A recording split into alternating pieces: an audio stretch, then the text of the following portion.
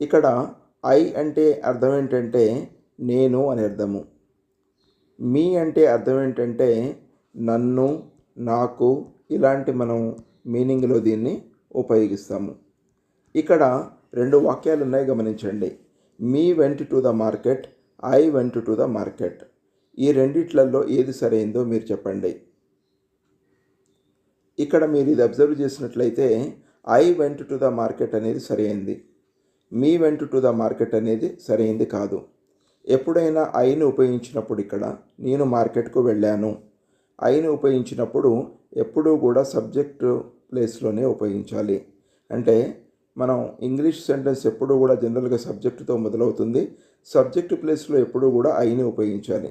So ఈ subject, తర్వాత ఇది వెర్బు, ఇది మీకు ఎక్స్టెన్షన్ ఆఫ్ దిస్ సెంటెన్స్ ఇది. కాబట్టి మీరు ఎప్పుడూ కూడా సబ్జెక్ట్